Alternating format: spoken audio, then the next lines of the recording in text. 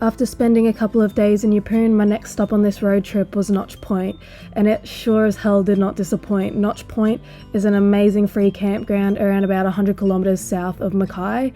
And as I said, not only is it free, it's also pet friendly, so it's just a really cool spot.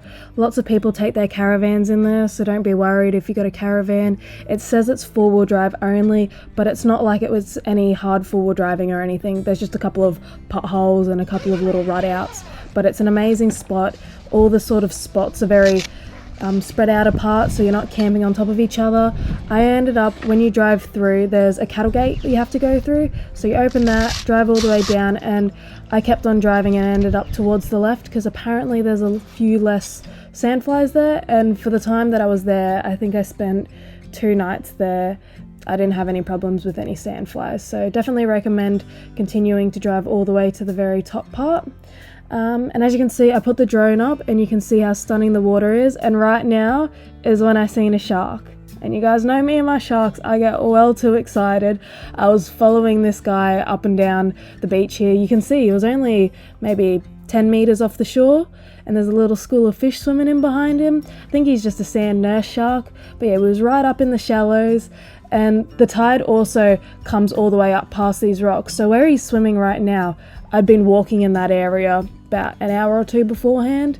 So yeah, that was definitely a highlight. I enjoyed that very much, so I think that's why I highly recommend Notch Point. It's just, couldn't get much better than seeing a shark on, one of my first days on the road trip. And also the sunset here is absolutely stunning. Seen a lot of amazing sunsets over this whole trip, but I did enjoy Notch Point quite a fair bit. So I don't know if you guys remember or not, I was saying I was wanting to put a map on the back of my vehicle. So that's it. I haven't really shown you guys yet, but this one here was when I did Croombit Tops to Carnarvon Gorge about a month or so ago. I'm wanting to go up to possibly Cairns if I get enough time, but yeah, I'm just gonna mark as I'm going. So I already spent a little bit of time in Yeppoon, so you can mark that like that, and then we're just in Notch Point at the moment, which is a little bit south of Serena, so if we go like that, and then there we go, we've added to the map a little bit, and there's still, maybe one day we might do the whole thing, but at the moment we're just sticking to the coast. And as you guys know, I DIY'd this drop down table that I've got here that I'm using to cook. I was a little bit nervous at first to use my gas cooker on it because I wasn't sure how much weight it could support, but I pretty much cooked every meal of this trip on the gas cooker and I didn't have any problems with it. So if you're wanting to make life easier for yourself, I do recommend getting a drop down table because it saves so much room in your car not having to carry a table in and out. It's just there and you set it up and it's ready to go. And as I said, I didn't have any problems with any sandflies, but mosquitoes on the other hand were absolutely insane here. There were so many mosquitoes, and as I was cooking, they kept on flying into my food. So I'd pick a mosquito out, flick it, come back, and there'd be another mosquito in there. So I ended up just giving up by the end of it, and I was just stirring in mosquitoes in with my pasta, because who doesn't need a little bit of extra protein?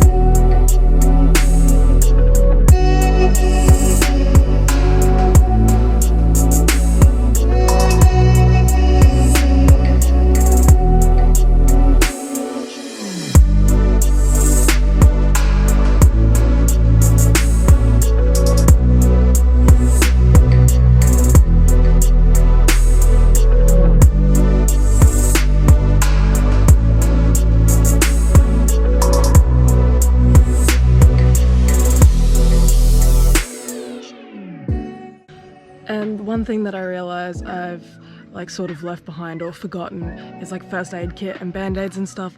I skinned the top of my knuckles off last night, I don't know if you can see, but I didn't have any band-aids with me. Luckily I have strapping tape you know, I play so much sports, there's always strapping tape in my car. But yeah, so tissues and strapping tape at the moment. And then I actually, when I went to into Yeppoon, I played in a soccer competition, and I didn't bring my footy boots or anything. It was very last minute, like I wasn't gonna play, it was just they needed to fill in.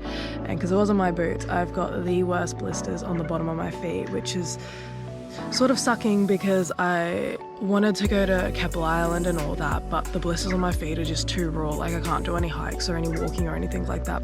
But they're also held together currently with a bit of tissue and strapping tape.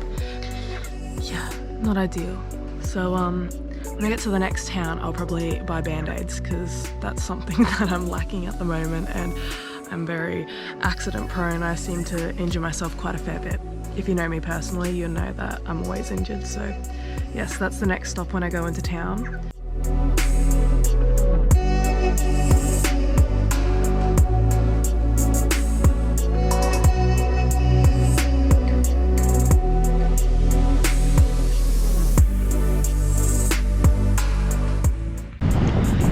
I don't know if you guys will be able to hear me, but it is just ridiculously windy today. So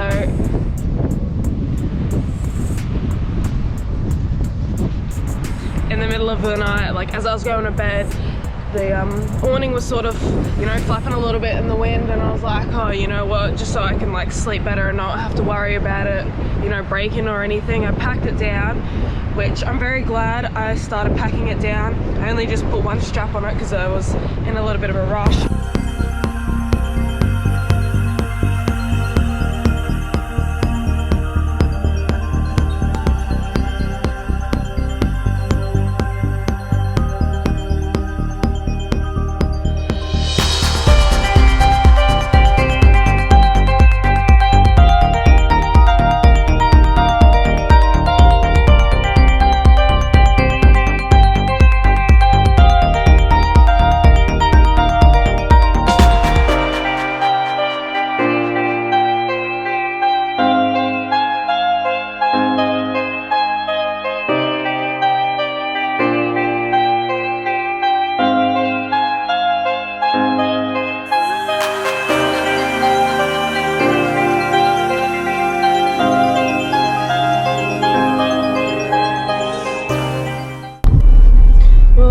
Staying an extra night longer than what I was thinking about here, and I was wanting to actually spend a couple of nights more to keep trying fishing, but like last night when I went to bed, the wind was just insane. Like I even looked on the weather forecast, and like with how windy it is now, it's gonna double. So I was like, oh, there's no point in me sticking around because, you know, the ocean's already pretty rough. Like you're not really gonna go fishing in this sort of weather.